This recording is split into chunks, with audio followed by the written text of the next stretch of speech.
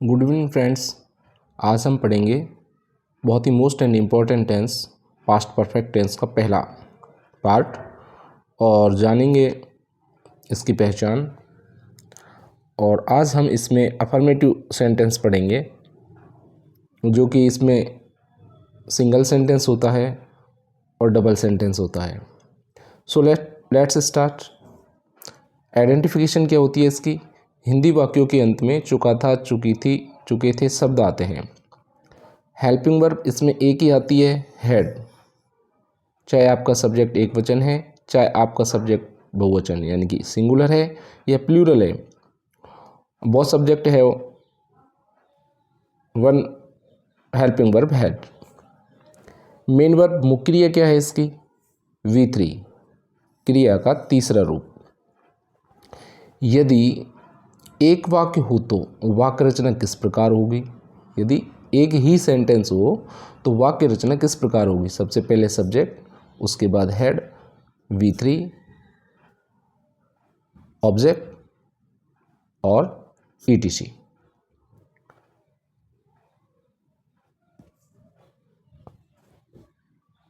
अब देखते हैं सेंटेंस को।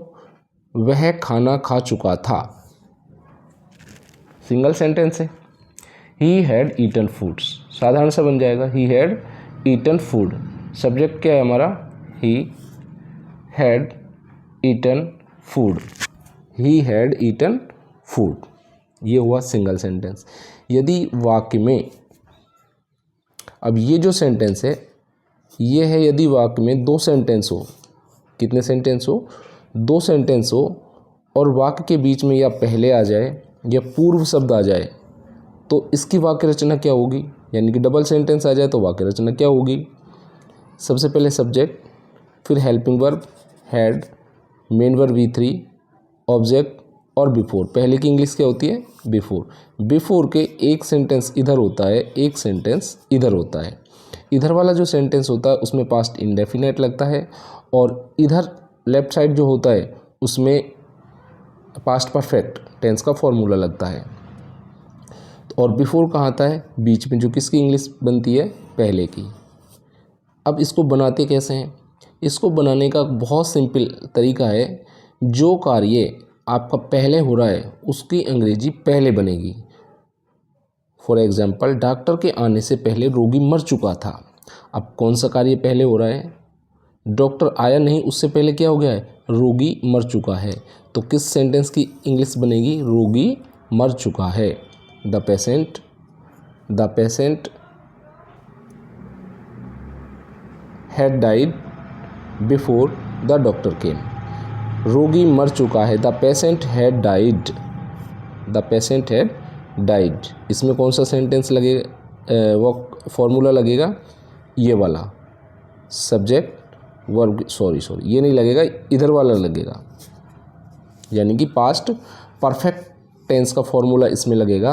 The patient had, helping verb हो जाएगी हमारी, मेन वर्ब कौन सी हो जाएगी? डाइड, डाई की third form died. The patient had died. अब पहले की अंग्रेजी लगाएंगे हम। किसकी लगाएंगे? पहले की। पहले की अंग्रेजी क्या हो जाती है? बिफोर।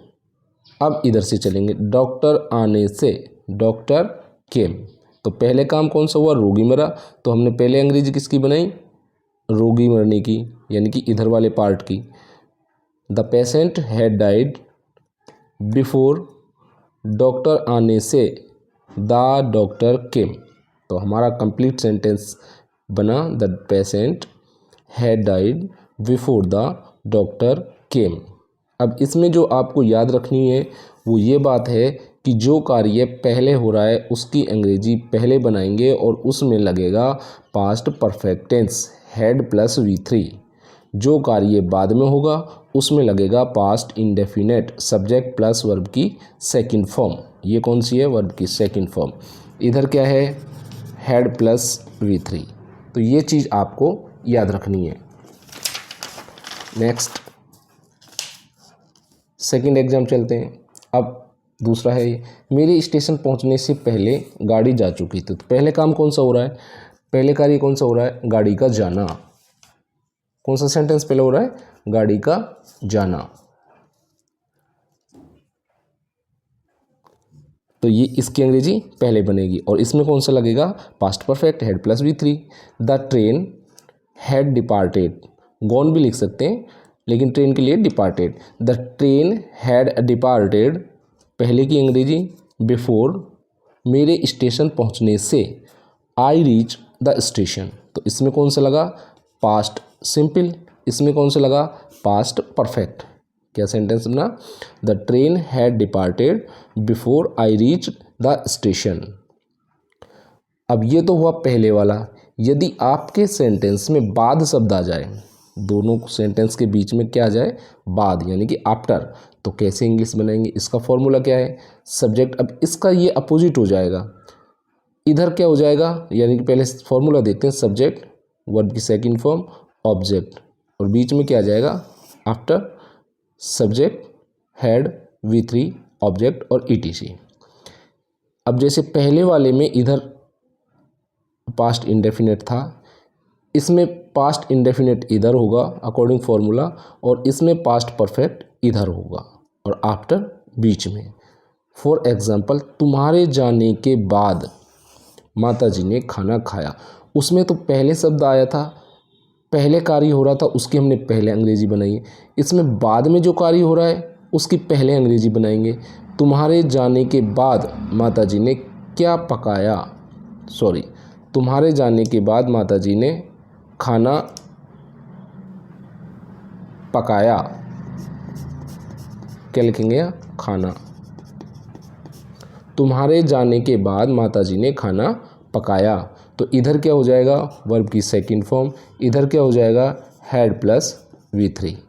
मदर किसकी अंग्रेजी पहले बनेगी, इसकी। जाने के बाद माताजी ने खाना पकाया, तो बाद में कार्य क्या हो रहा है, माताजी का खाना पकाना।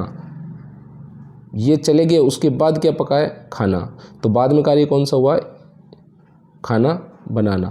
तो इसकी अंग्रेजी पहले बनेगी और इसमें लगेगा past indefinite, mother cooked food, बाद की इंग्लिश आफ्टर, जाने के बाद you had gone, sentence frame हुआ हमारा, mother cooked food after you had gone. Next example, गृह कार्य पूरा करने के बाद हम खेले, बाद हो गया, एक सेंटेंस ये हो गया, एक सेंटेंस ये हो गया। वी प्लेड, हम खेले, यानी कि पहले गृह कार्य पूरा किया उसके बाद हम खेले, तो बाद में कौन सा कार्य हुआ, हम खेले, इसकी अंग्रेजी पहले बनाएंगे। वी प्लेड, बाद की इंग्लिश आफ्टर, गृह कार्य पूरा करने के बाद, after we had completed homework. क्या सेंटेंस बना, we played after we had completed homework. तो फ्रेंड्स, ये था हमारा पास्ट परफेक्ट टेंस के कुछ एग्जाम्पल, और ये टेंस बहुत ही मोस्ट इम्पॉर्टेंट टेंस है, क्योंकि इसमें 10वीं क्लास में जो बोर्ड एग्ज़ाम होती है उसमें आफ्टर और बिफोर से करेक्ट फॉर्म भरवाई जाती है। तो ये आप जो आफ्टर और बिफोर वाला जो ग्रामर है, जैसे ये तो है कौन सा, आफ्टर वाला, आपको याद रखना है, आफ्टर के राइट साइड में आती है हेड प्लस V3, और सॉरी राइट साइड में आती है हेड प्लस V3 और लेफ्ट साइड में आता है वर्ब की सेकंड फॉर्म।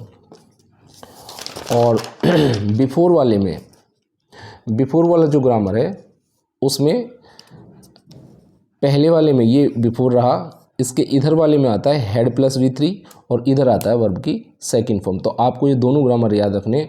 एक क्वेश्चन एग्ज़ाम में करेक्ट फॉर्म का इन दोनों में से, आफ्टर बिफोर में से 101% आएगा, इसलिए इसको आप बार बार देखें। Good bye.